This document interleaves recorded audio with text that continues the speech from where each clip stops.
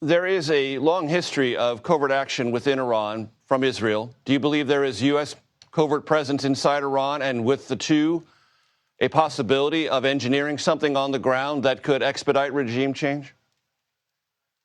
Major, I can't comment on covert action by either the United States or Israel. Obviously, we've built up massive military power, though, that's clear to the whole world to see and Iran to see. That right now is what's doing the job to help destroy Iran's missile arsenal and its resurrected nuclear ambitions and dismantle its terror network. I've been talking to people all week about this, Senator Cotton, and there is a consensus that Iran has never been weaker through its diminished capacity to affect its proxies, weaker economically, weaker domestically. So is it not true that, yes, there is a threat, but the reason perhaps to act now is because it is weaker than it ever has been? So it's not necessarily an immediate security threat to the United States, but it might be more easier to topple than ever before. Well, Major, there's no question that Iran is at one of its weakest points since the revolution in 1979. That's thanks to President Trump's authorizing the strikes against their nuclear program last summer. It's also thanks to Israel's amazing bravery and skill since the October 7th atrocity 2.5 years ago to dismantle the terror network on its own border, such as Hezbollah in Lebanon and Hamas in Gaza.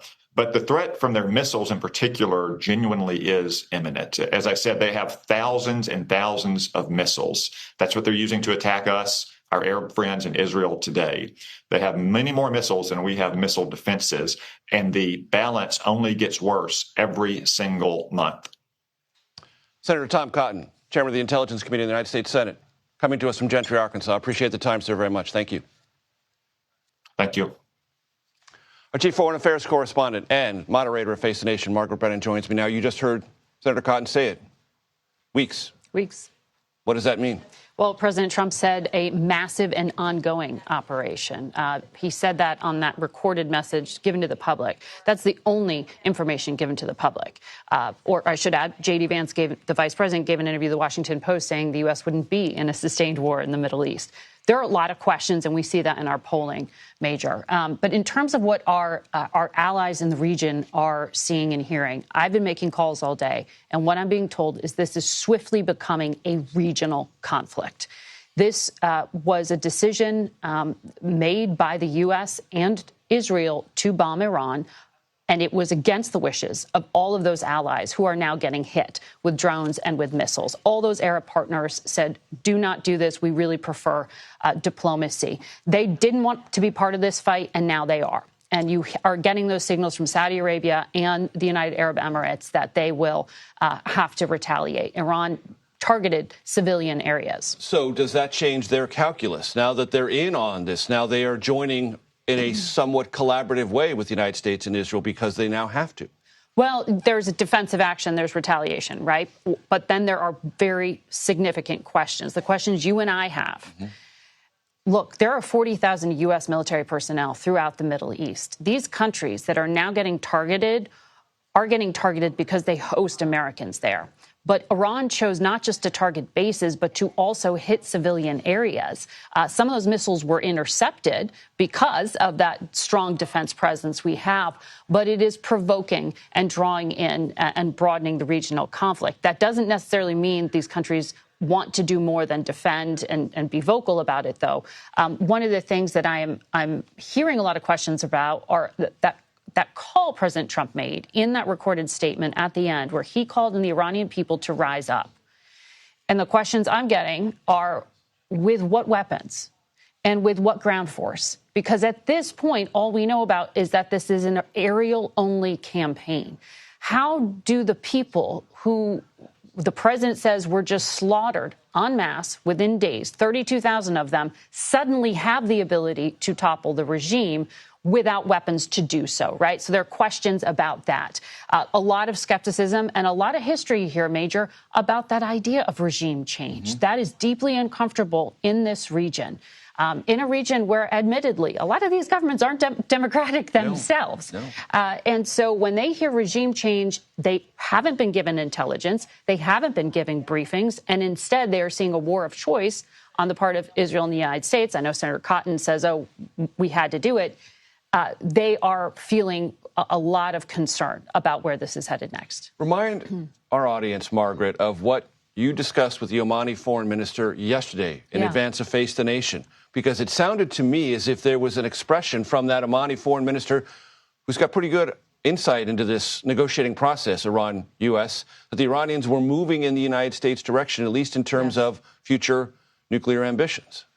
Well, Oman was acting as that neutral mediator to try to broker a deal, and that was clearly a Hail Mary pass, right, as we would call it, coming to talk about, look, we are close to a deal. Remember, it was February 19th, President Trump stood up there and said to the world, I'll take 10 to 15 days to decide whether to bomb or whether to go with the diplomacy.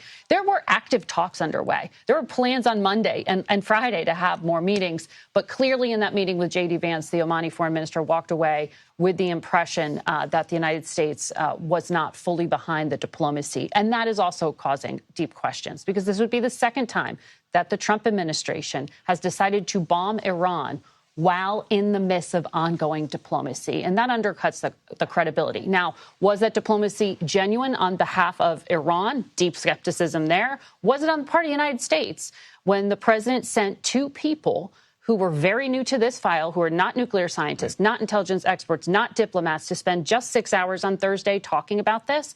Can you really get a deal? You know, the president may have been genuine in his desire for a deal, but preparing with the tools and the way to get there is the point that I'm hearing raised here. Is if you really wanted this, you surge resources. You don't send two people who are talking to the Iranians in between meetings with the Ukrainians and in between business deals, since Jared Kushner does not officially work for the United States government. If you want diplomacy to work, you got to set the stage for it. Now, we are hearing there are at least technical talks at the IAEA on Monday. Right.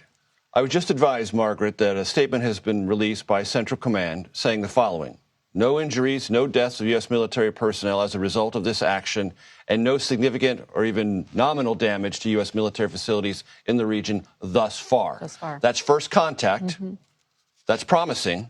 But as the president said in his video message, Americans ought to be prepared for the possibility of U.S. military casualties. You know, Major, that particular line was breathtaking to me from President Trump. Prepare for casualties. If this is an aerial-only war, what does that mean? Which casualties? Are there special forces that are going to be on the ground? Are they going to, or are they anticipating that our naval ships are going to be targeted? Which is what I was trying to get at with Senator Cotton. Of course, he couldn't answer, but there's something there that the president's trying to alert us to. Exactly. That, I have so many questions, and I would love for the administration to come out and answer them. And I'm sure a lot of those military families have questions about exactly how long their loved ones are going to be there in this sustained operation that Cotton just described to you. But there are so many questions here, and that is where, as the American president, if he feels that there was this imminent threat, describe the why. What was the imminent threat? Tom Cotton said to you, the senator who chairs the Intelligence Committee, so he is briefed, that there were immediate threats related to ballistic missiles. Well, for the public, what the public can do, and they can Google it themselves, is pull up the Defense Intelligence Assessment that says that Iran couldn't hit the United States for another 9 years with a missile, which is true. If he knows something the public doesn't, maybe they should read us in on that. You know, that's where we're going to see some real, I think, questioning in the next few days, perhaps in the next 24 hours. But right now, it's not being shared with our allies or with Congress, and not with the United Nations. And right now, it is full on without bringing any of those parties along, which means for President Trump, this is a massive gamble. And God help us. Let's hope there are no casualties. Let's hope the CENTCOM can keep issuing statements like that.